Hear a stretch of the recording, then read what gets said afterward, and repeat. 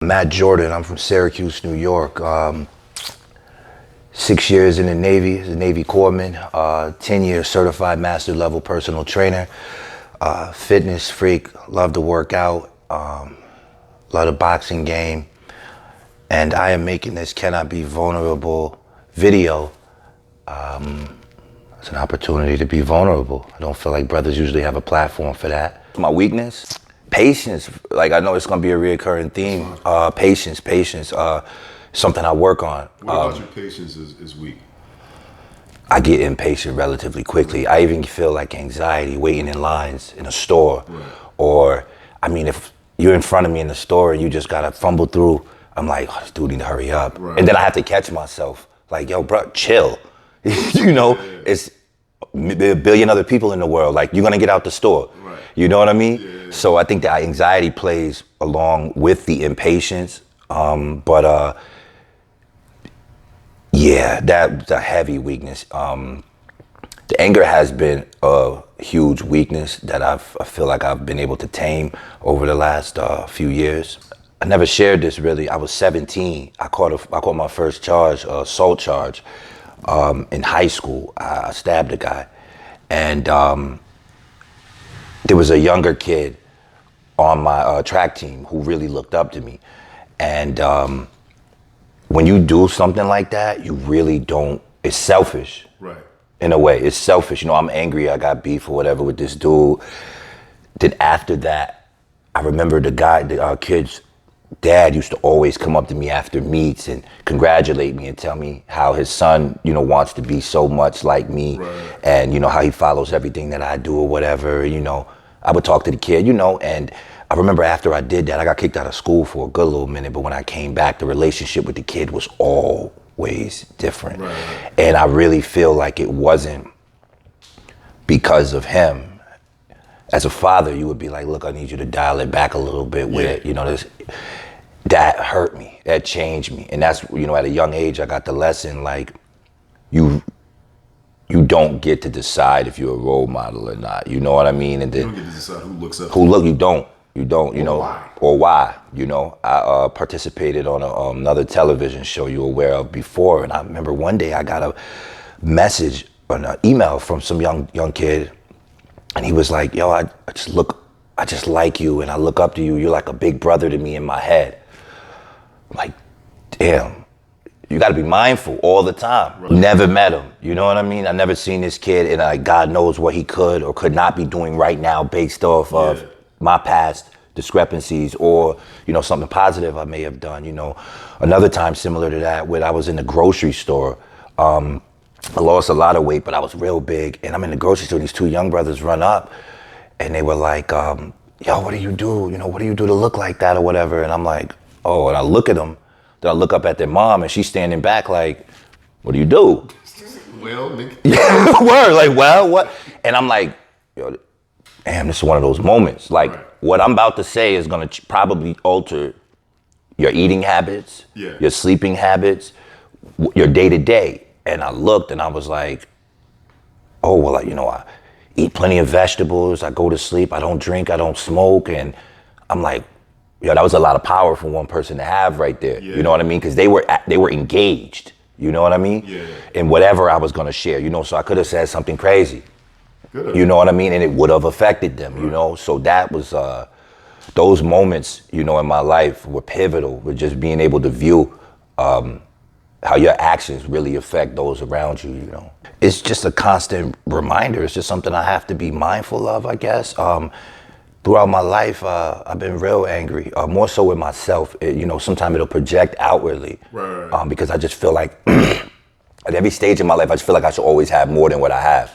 You know what I mean? So if I got $100 right now, I feel like I should have had 1,000. Right. You know what I mean? Which I sometimes like about myself because I'm never satisfied. However, I get angry, you know what I mean, from a lack of performance on my part.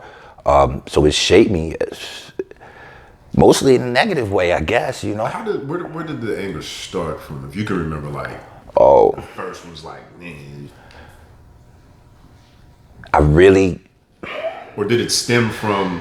Yeah, and it wasn't. No, I feel you. What's interesting about me is, or sad maybe, I'm real cerebral, so I can look at myself and understand and admit there wasn't no childhood. I wasn't mistreated. There wasn't no crazy stuff going. Yeah, you know. And I know most people that there's a direct something, brother. Right. All the harm was self-inflicted. I wish my father was in the house every night. Damn. Didn't miss a beat. Went to work, came home, middle class family. My mother's a school teacher, father's a contractor. With church, standard like American all living for a black family. Picket fence. I just didn't have a golden retriever. All the harm was self-inflicted. Like I got angry around like high school. I just felt like I should have been better at what I was doing. And then throughout my life, it's just me, yeah. It's just, whatever I've went through, I've always excelled, usually, at most things, or whether it was sports or the military, personal training, but whatever I have a tendency to only pat myself on the back real quick. And then I'm like, you could have did, or go back and say, man, you could have did, but you really didn't do, like in track. Yeah. It took me the longest to break 2 minutes in the 800. I don't know how familiar you are with track and field. I broke it and I just was like, man, that's not even all that. Right. Ain't even really all that fast. I've done that in track. You know. So whatever I do, it's just, you know, you could have did faster. went better, went harder. Think that, though. Yeah, but what happens when that spills over into like personal relationships and everything with women? Yeah. I had the baddest chick and then be like, oh, she battered or something else. You know what I mean? Which I feel like is low key. Oh, you been there? Yeah, it's like low key. That's like gluttony. Yeah, that's been an issue. Just maybe having to channel that. You know what I mean? Channeling that better towards something more constructive, and just looking at my behavior and like really taking a step back, looking at yourself, and you know, analyzing the thoughts, words, and deeds. That's a huge issue with our culture, like especially when we're young. You know what I mean? 'Cause I feel like the brothers that's in this room right now, we could be like, no, I'm sorry, man. Yeah. This didn't happen. Woo, woo, woo.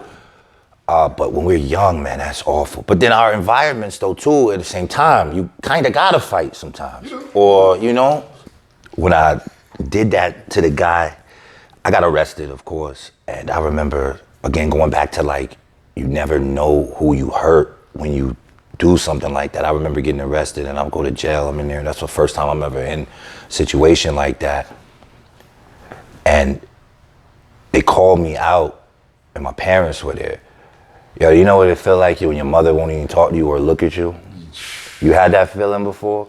My father, you know, I mean, he a street dude, or, you know, was, and he was just like, you know, you in a situation right now, look, it's what, you know, your father got to give you that. Mother wouldn't even look at me. And then I'm sitting in there, you know. When she didn't look at you, sitting in that cell, how did you feel? That's. I couldn't. Get that feeling right there. Yeah, I can't put it to words. I can't even really put that. It's just awful, painful. It pulls something out of you, like, damn, or ultimate sadness almost. Like, she just would not even look at me. Like, and it wasn't like she was crying, her head was down. She would just be like, she's going out of the way to purposely this, and I'm just like, that rocked me. I remember it was on the news, and I'm sitting there, and the news is like critical condition. And then I wake up at like 3 o'clock in the morning, and then they're like unknown condition. I'm like, yo, you done fuck around and kill this dude. Right. Had no idea really consciously what I was doing, you know. You know what she said? She starts crying, and she's like, yo, you left me.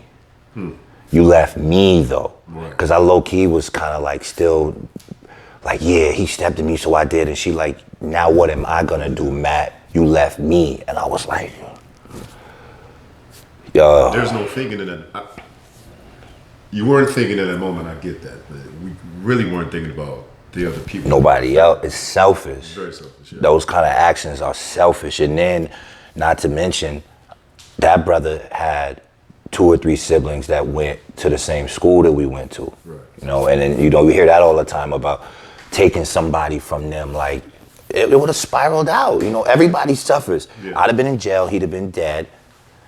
But what about 6, 7, 8 other people, brothers and sisters, parents that, you know, would have suffered as a result of just my nonsense? Yeah. You know what I mean? Just my nonsense. And I feel like it was more me than him. Yeah. But yeah, man, it's real. If I could stop some of that from happening, I'd be a happy man. Yeah. You know what I mean? More of that, because I've definitely seen situations with young brothers and, you know, stepped in, like, you know, like, nah, I don't gotta be all that. We don't have to do that, you know. Well, Sometimes you wait for that. Like as humans, it's like, oh, he has that issue. Okay, now I got a little bit more bravery, a little bit more heart to talk about that same thing. You know what I mean? So I have no problem being a spokesperson on, especially the violence and just being extremely angry, but being able to blame myself really for a lot of the anger. You know, I'm a person that has embraced therapy. I found a really good therapist that I actually feel comfortable working with now. I'm open enough to really get things off my chest. Thus far, I found out a lot about where some of my issues have actually came from, and it's changed me so much in the way that I respond to outside stimuli. So I would say for anybody that has any kind of issues that you feel like are repressed, hire a therapist, or find somebody that you could just talk to seriously that you don't feel that you'll be judged by.